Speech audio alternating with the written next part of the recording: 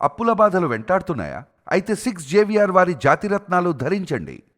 తిరిగి ఆంధ్రప్రదేశ్లో రాజకీయ రగడ రాజుకోబోతుందా అంటే అవును అనేటువంటి సమాధానాలు వినపడుతూ ఉన్నాయి. ఇప్పుడు వైసీపీ సరికొత్త ప్రోగ్రాంకి శ్రీకారం చుట్టింది. గతంలో గడప గడపకు వైసీపీ అని చెప్పేసి మీకు గుర్తుంది కదా, వైసీపీ అధికారంలో ఉన్నప్పుడు ఓ ప్రోగ్రాం చేశారు. మళ్ళీ అలాంటి ప్రోగ్రాంకే శ్రీకారం చుట్టారు వైసీపీ అధినేత వైఎస్ జగన్మోహన్ రెడ్డి గారు. వైసీపీ నాయకులు కార్యకర్తలు ప్రతి ఇంటికి వెళ్ళి కూటమి ప్రభుత్వం ఏడాది కాలంలో చేసిన మోసాల మీద ప్రజలకు వివరించారని, కూటమి పార్టీలను నిలదీయాలని చెప్పేసి జగన్మోహన్ రెడ్డి గారు పిలిపివ్వడం జరిగింది.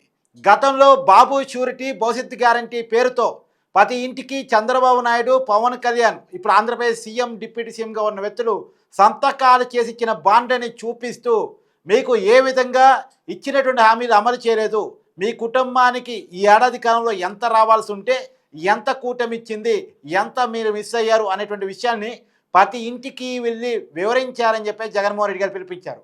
ఇక్కడే అసలు గొడవ స్టార్ట్ అయింది. ఇప్పుడు వైసీపీ కార్యకర్తలు, నాయకులు జనాల దగ్గరికి వెళ్తూ ఉంటే జనాలు చెప్పులు, చీపులు, కళ్ళతో నిరసన వ్యక్తం చేస్తున్నటువంటి ఒక విచిత్రకరమైనటువంటి పరిస్థితి మనకి కనపడతా ఉంది ఆంధ్రప్రదేశ్లో. ప్రధానంగా రాయలసీమలో సైతం కొద్ది వైసీపీ రాయలసీమలో బలంగా ఉంటుంది అనుకుంటారు.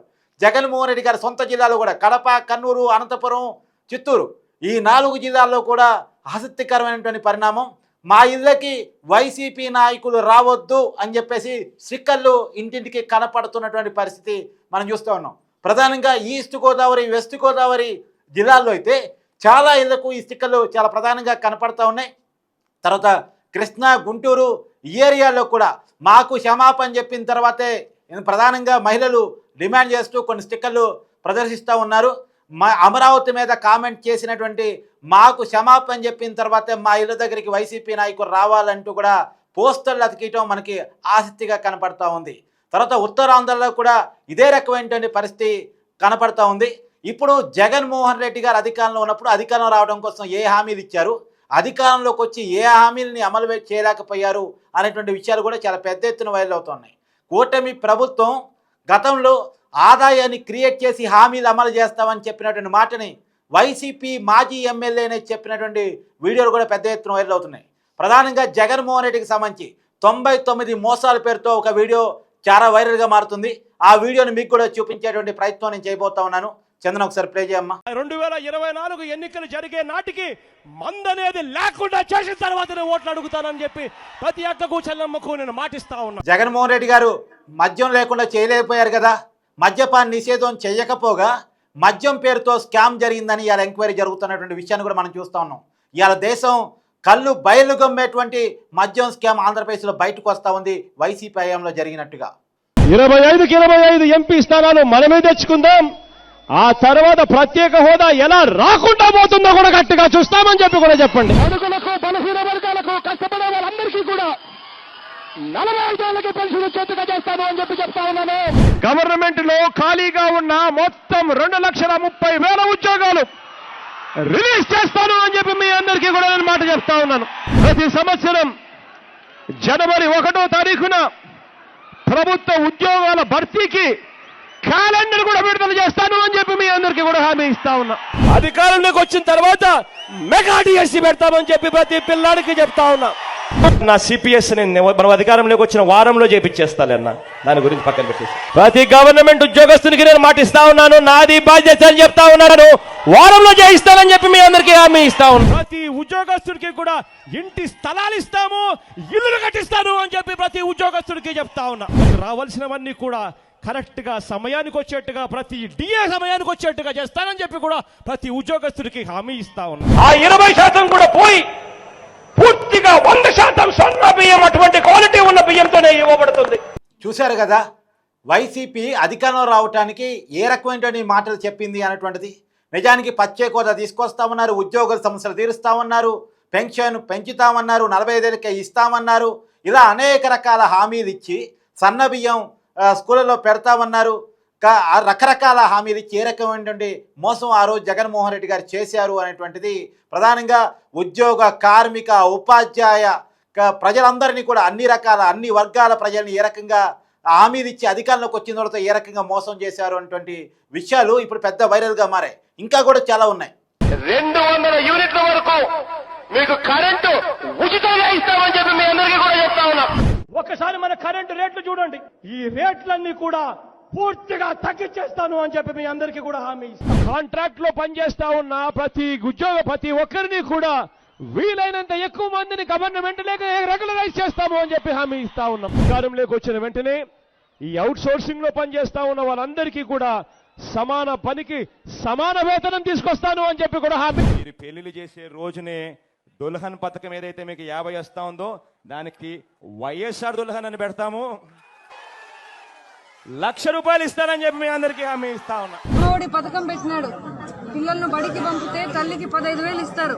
ఒక బిడ్డను బడికి పంపితే 15,000, 2 బిడ్డలను బడికి పంపితే 30,000 తల్లికి. మన పార్టీ అధికారంలోకి వచ్చిన తర్వాత ఆ మొత్తం 3,00,000 రూపాయలు మాఫీ చేస్తాను అని చెప్పి మీ అందరికీ కూడా హామీ ఇస్తా ఉన్నా.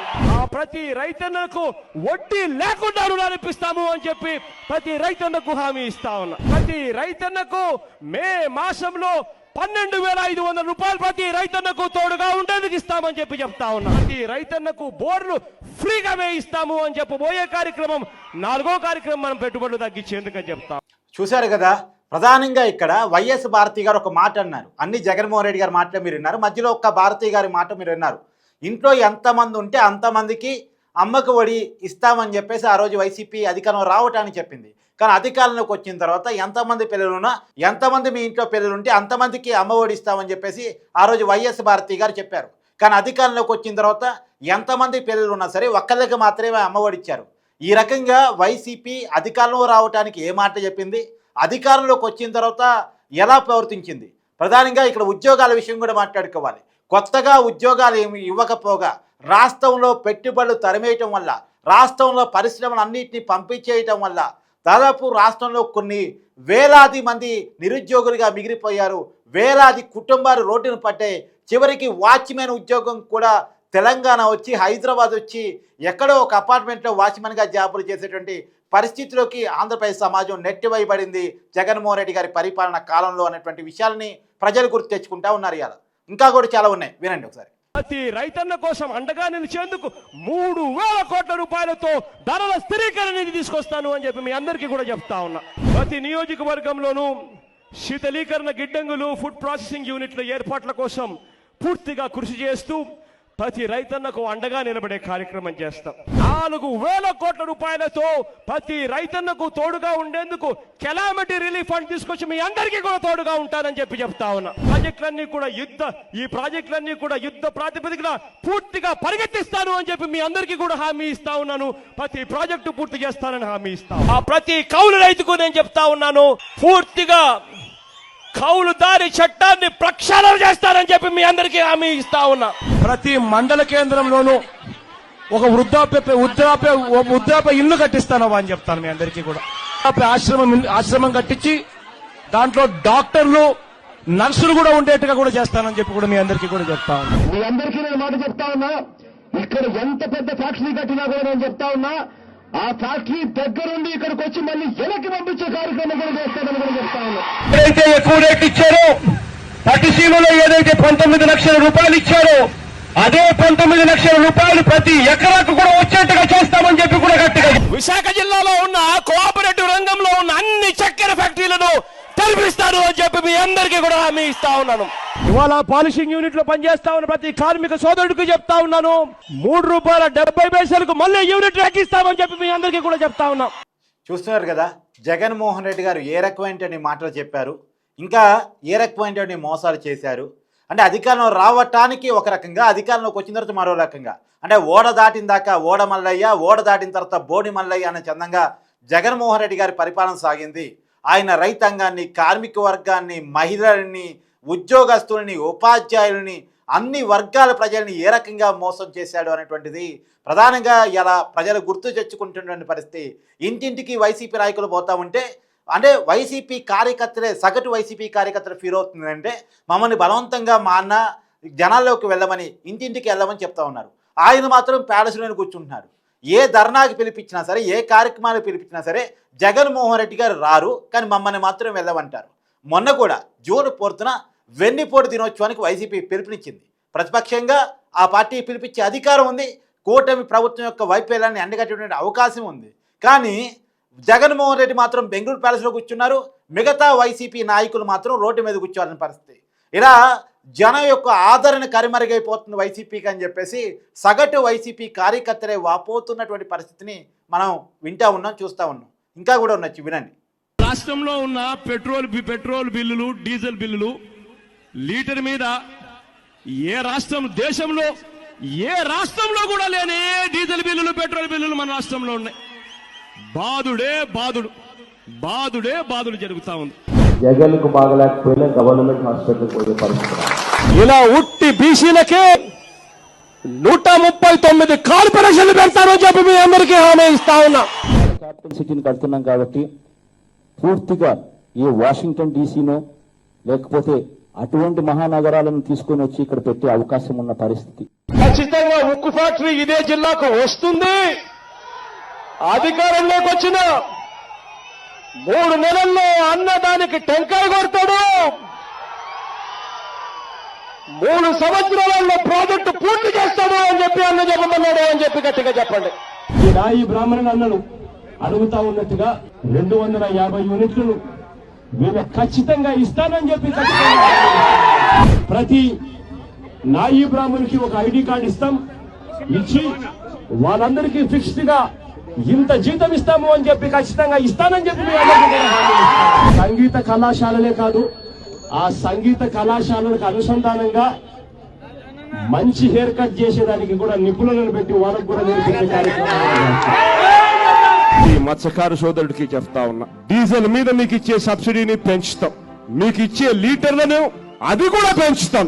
పెంచడమే కాకుండా డీజిల్ కొట్టేటప్పుడే మీకు ఆ డబ్బు అందుబాటులోకి వచ్చేట్టుగా చేస్తానని చెప్పి హామీ ఇస్తా ఉన్నా. ఈ పేదవాడికి నేను చెప్తా ఉన్నా, 200 యూనిట్ల వరకు కరెంటు బిల్లులు కట్టాల్సిన అవసరం లేకుండా చేస్తామని చెప్పి చెప్తా ఉన్నా.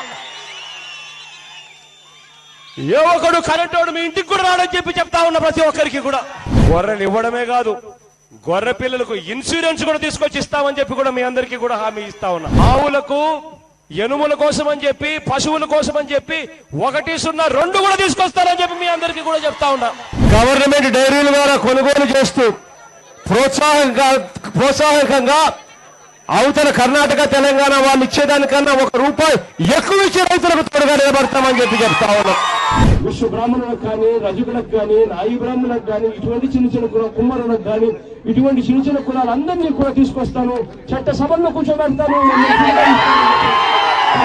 విశ్వ బ్రాహ్మణుల తరఫు నుంచి ఖచ్చితంగా ఒకరికి ఎమ్మెల్సీ సీటు ఇస్తాను అని చెప్పి ఖచ్చితంగా చెప్తా ఉన్నాను. అన్ని నియామకాల్లోనూ ఎస్సీలకు, ఎస్టీలకు, బీసీలకు, మైనారిటీలకు 50% రిజర్వేషన్ ఇస్తాను అని చెప్పి హామీ ఇస్తా ఉన్నాం.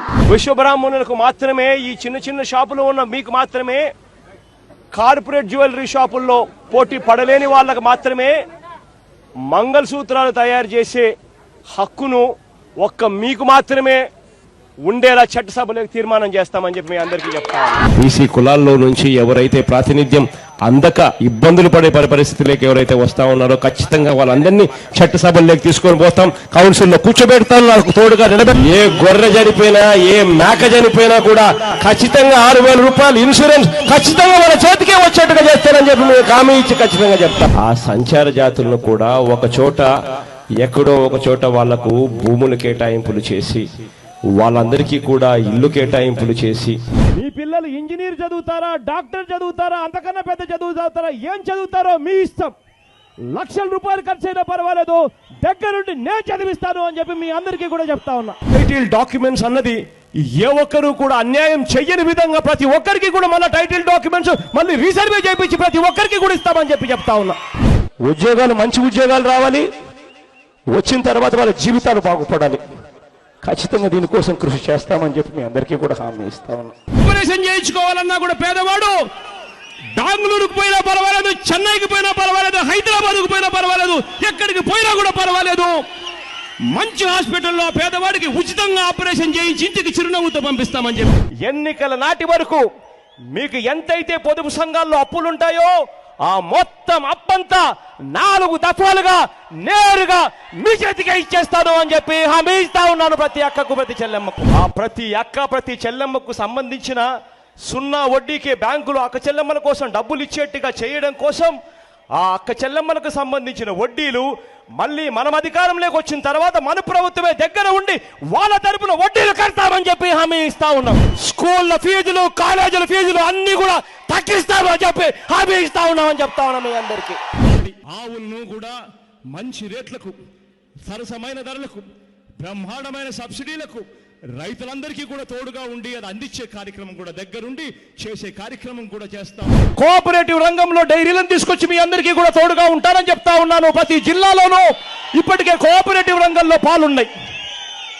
ప్రతి రైతన్న లీటర్కు 4 రూపాయలు సబ్సిడీ ఇస్తారని చెప్పి ప్రతి రైతన్నకు చెప్తా ఉన్నా.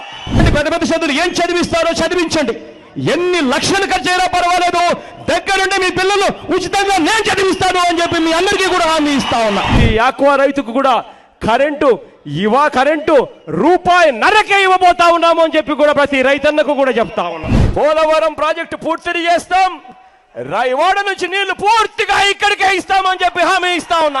చక్కెర కర్మాగారాలన్నీ కూడా మళ్ళీ తెరిపిస్తాము అని చెప్పి హామీ ఇస్తా ఉన్నాను మీ అందరికీ కూడా. ట్రాక్టర్లు ఉన్న ప్రతి రైతన్నకు చెప్తా ఉన్నా, వాళ్ళెవరూ కూడా సంవత్సరం రోడ్ ట్యాక్సులు కట్టాల్సిన పని లేకుండా చేస్తాను అని చెప్పి ప్రతి రైతన్నకు చెప్తా ఉన్నా. ప్రతి చేనేత కుటుంబానికి నేను చెప్తా ఉన్నా, ఇంటింటికి వచ్చి ప్రతి కుటుంబానికి ₹1,00,000 వడ్డీ లేకుండా రుణాలు ఇప్పిస్తానని చెప్పి మీ అందరికీ కూడా మాట చెప్తాను. ప్రతి జిల్లాలోనూ స్కిల్ డెవలప్మెంట్ సెంటర్ తీసుకొస్తాను. ఆ స్కిల్ డెవలప్మెంట్ సెంటర్ లో మన జిల్లాకు సంబంధించిన మన పిల్లలకు వాళ్ళు పూర్తిగా ఉచితంగా ట్రైనింగ్ కూడా ఇచ్చే కార్యక్రమాలు చేస్తారు. ప్రైవేట్ టీచర్స్ అందరికీ కూడా మినిమం ఇంత జీతం ఫిక్స్ చేయాలా రోజుకు. ప్రభుత్వం వచ్చిన తర్వాత ఏకంగా అసెంబ్లీలో చట్టాన్ని తీసుకొస్తాం. ఈ కాపు సోదరుడికి నేను ఇవాళ హామీ ఇచ్చి చెప్తా ఉన్నాను, జగన్ అనే నేను మనం అధికారంలోకి వచ్చిన వెంటనే ఆ చెప్పిన 5,000 కోట్ల రూపాయలను 10,000 కోట్ల రూపాయలు ఇస్తాను అని చెప్పి నేను చెప్పడం మోసమా అని అడుగుతా ఉన్నా. ప్రతి ఏటా బీసీల అభివృద్ధి కోసం 15,000 కోట్ల రూపాయలు తక్కువ లేకుండా ఖర్చు చేస్తామని చెప్తా ఉన్నా. కార్పొరేషన్లకు ఇంతే ఇస్తాము అని చెప్పి కత్తిరించే కార్యక్రమం చేయం. ఎంతైతే డబ్బులు అవసరమైతే ఉంటుందో ఆయా కార్పొరేషన్లకు ఆ మొత్తం డబ్బిస్తామని చెప్పి హామీ ఇస్తా ఉన్నా మీ అందరికీ. శాశ్వత ప్రాతిపదికన బీసీ కమిషన్ ఏర్పాటు చేస్తాం. ఇదే కేసీఆర్ గారితో నేను మాట్లాడతానని చెప్పి మీ అందరికీ హామీ ఇస్తా ఉన్నాను. ఈ 32 కులాలను తెలంగాణలో కూడా బీసీ జాబితాలో చేర్చే ప్రతి ప్రయత్నం నేను చేస్తానని చెప్పి మీ అందరికీ హామీ ఇస్తా ఉన్నా. ఈ చిన్న వ్యాపారాలు చేసుకుంటున్న వీళ్ళందరికీ ఐడి కార్డు ఇస్తా. ఈ ఐడి కార్డు ఇవ్వడమే కాదు, వీళ్ళందరికీ కూడా ఎప్పుడు అవసరమైతే అప్పుడు 10,000 రూపాయల డబ్బులు సున్నా వడ్డీకే ఇచ్చేట్టుగా చేస్తానని చెప్పి కూడా హామీ ఇస్తా ఉన్నా. సంచార జాతుల వారిని గుర్తిస్తానన్నా. వారందరూ కూడా ఒక చోట ఉండడానికి స్థిర నివాసం ఉండే విధంగా వారికి ఇల్లు కట్టించిస్తానన్నా.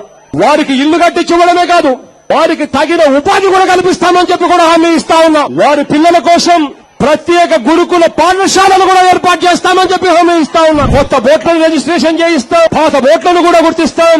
డీజిల్ సబ్సిడీని కొత్త బోట్లకు తేడా లేకుండా పెంచుతాం. ఆ డీజిల్ పట్టేటప్పుడే సబ్సిడీ ఇచ్చేట్టుగా చేస్తామని చెప్పి కూడా హామీ ఇచ్చాం. ఆ ప్రధాన ఆలయాలలో బోర్డు మెంబర్ల కింద నాయి బ్రాహ్మణులను పెడతాము, యాదవులను కూడా పెడతామని చెప్పి కూడా హామీ ఇస్తా ఉన్నా. కానీ ఖచ్చితంగా చెప్తా ఉన్నా, నువ్వు చెప్పినట్టు రాజన్న క్యాంటీన్ ఖచ్చితంగా మన హయాంలో తీసుకొస్తామని చెప్పి మాత్రం ఖచ్చితంగా మీ అందరికీ కూడా హామీ. 5 ఎకరాల లోపున్న రైతులందరికీ, చిన్న సన్నకారు రైతు కుటుంబాలందరికీ, ఆ పేద రైతు కుటుంబాలందరికీ అధికారంలోకి వచ్చిన వెంటనే 50,000 రూపాయలు ఇచ్చేట్టుగా ఏర్పాటు చేస్తామని చెప్పి చెప్తా ఉన్నాం. ఎస్సీ ఎస్టీ కాలనీలకు ఎవరు కూడా కరెంటు బిల్లులు కట్టాల్సిన అవసరమే లేకుండా చేస్తానని చెప్తా ఉన్నాను. ఆ కౌలుదారులకు ఐడెంటిటీ కార్డు ఇస్తాము. ఆ కౌలుదారులకు బ్యాంకుల్లో వడ్డీ లేకుండా రుణాలు వచ్చేట్టుగా చేస్తాము. ఆ కౌలు రైతులకు అన్ని రకాలుగా తోడుగా ఉండే కార్యక్రమం చేస్తామని చెప్పి హామీ ఇస్తా ఉన్నానని చెప్తా ఉన్నా. అంగన్వాడీలు ఉన్నారు, అడిగిన ఆశా వర్కర్లు ఉన్నారు, వాళ్ళందరికీ కూడా మరొకసారి హామీ ఇస్తున్నా. అధికారంలోకి వచ్చిన వెంటనే పక్క రాష్ట్రం తెలంగాణ కన్నా 1,000 రూపాయలు ఎక్కువ ఇస్తాము అని చెప్పి ప్రతి ఒక్కరికి కూడా హామీ ఇస్తాము. 10 మండలంలోనూ కోల్డ్ స్టోరేజ్లు, ఈ ప్రాసెసింగ్, ఫుడ్ ప్రాసెసింగ్ అంటే ఈ జ్యూసులు తయారు చేసే ఫ్యాక్టరీలు ఇవన్నీ కూడా పెట్టిస్తాం. దీనివల్ల ఏ రైతుకైనా కూడా ఇప్పుడు ఇదేముంది నాకు అర్థం, జ్యూస్ పీసి అన్ని హాస్టల్లోకి ఇదే పెట్టచ్చు. సో మనం వచ్చిన తర్వాత కనీసం అంటే 10,000 పైన వస్తాయి. 10,000 కన్నా తక్కువ ఇవ్వడన్నా ఎక్కడన్నా ఎవరి దగ్గరన్నా గవర్నమెంట్ లో ఉన్నా కూడా అందరికీ మార్చారు, అందరికీ పనిచేస్తాం. వెలుగు యానిమేటర్లు నా దగ్గరికి వచ్చి బాధపడుతూ వాళ్ళ అడిగిన మాటలు నాకు ఇంకా గుర్తున్నాయి. వాళ్ళందరికీ కూడా నేను ఆ రోజు మాట ఇచ్చా, అధికారంలోకి వస్తూనే మీ అందరి జీతాలు 10,000కు పెంచుతానని చెప్పి ఆ రోజు అందరికీ కూడా హామీ ఇచ్చా. ఇమాములకు ఇళ్ల స్థలాలు కేటాయించి వారికి ఇల్లు కట్టిస్తాం. మసీదుల్లో ఇమాములు మౌజములు గౌరవ వేతనం కోసం నెలకు 15,000 రూపాయలు ఇస్తాం. పాస్టర్లకు ఇళ్ల స్థలాలు కేటాయించి వారికి ఇల్లు కట్టిస్తాం. నేను చెప్తా ఉన్నా, జగన్కు బాగలేకపోయినా గవర్నమెంట్ హాస్పిటల్కి పోయే పరిస్థితి. ఏ పౌరుడైనా కూడా సహజంగా కూడా మరణించిన వారి కుటుంబానికి వైఎస్ఆర్ జీవన బీమా పథకం కింద 1,00,000 రూపాయలు అందిస్తాం. ప్రతి ఐటీడీఏ పరిధిలోనూ ఒక సూపర్ స్పెషాలిటీ హాస్పిటల్ నిర్మిస్తాం. జర్నలిస్టులకు ఆయా ప్రాంతాలలో ఇంటి స్థలాలు ఏర్పాటు చేస్తాం. దేవాలయాల్లో దీప నైవేద్యాలు మరియు అర్చకులకు వేతనాల కోసం పంచాయతీ జనాభాను బట్టి నెలకు 10,000 నుంచి 35,000 వరకు ఇస్తాం. కసేమిటో తెలుసా, అధికారంలోకి వచ్చిన తర్వాత 3-4 సంవత్సరాల్లో మద్యపానాన్ని పూర్తిగా తీసేయాలని, ప్రతి ఇంట్లోనూ కుటుంబంలో ఆప్యాయతలు పెంచాలి అన్నది నా కసి అని చెప్పి నేను చెప్తా ఉన్నా. ఇవాళ ఆ ప్రత్యేక హోదా తేవాలి అన్న కసి నాలో ఉంది. ప్రతి యువకుడికి ఉద్యోగం ఇప్పించాలన్న కసి నాలో ఉంది. నాకున్న కసేమిటో తెలుసా, ప్రతి పేదవాడికి మంచి చేయాలి. నేను వెళ్ళిపోయిన తర్వాత కూడా ప్రతి ఇంట్లో నా ఫోటో ఉండాలి, నా ఫోటో పాటు పక్కన. విన్నారు కదా ఏ రకంగా వైసీపీ హామీలు ఇచ్చి 2019లో అధికారంలోకి వచ్చింది అనేటువంటిది. కానీ 99% హామీలు అమలు చేశానని చెప్పేసి వైసీపీ చెప్పుకుంది. కానీ 99 మోసాలని నేను మీకు చూపించేటువంటి ప్రయత్నం చేశాను. దీనికి వైసీపీ ఏం సమాధానం చెప్పగలదు? ఇంటింటికి పోతే ప్రజలు నిలదీస్తూ ఉంటే నిజానికి వైసీపీ ఎమ్మెల్యేలు గట్ట ప్రజలు అడుగుతున్నారట, మీకు కూటమి ప్రభుత్వం యొక్క వైఫల్యాన్ని ఎండగట్టాలని అనుకుంటే అసెంబ్లీకి వెళ్ళి మాట్లాడొచ్చు కదా, అసెంబ్లీకి వెళ్ళి మా తరపున మాట్లాడొచ్చు కదా, మీకు ఓటేసింది ఎందుకు, మీరు జీతం తీసుకుంటుంది ఎందుకు, అసెంబ్లీకి వెళ్ళటానికి కదా, అసెంబ్లీకి వెళ్లకుండా రోడ్డు మీద ఏం పని మీకు అని చెప్పేసి ప్రజలు అడుగుతున్నారట. దానికి ఏం సమాధానం చెప్పుకోవాలో తెలియని అయోమయమైనటువంటి పరిస్థితిలో వైసీపీ ఎమ్మెల్యేలు ఉన్నటువంటి ఒక ప్రత్యేకమైనటువంటి రాజకీయ విచిత్ర పరిస్థితి ఆంధ్రప్రదేశ్లో నెలకొంది అని చెప్పేసి సగటు వైసీపీ ఎమ్మెల్యేలే వాపోతున్నటువంటి పరిస్థితి. చూడాలి ఈ ప్రోగ్రాం రాజకీయంగా ఎంత రగడని ఆంధ్రప్రదేశ్లో లేపబోతుంది అనేటువంటిది.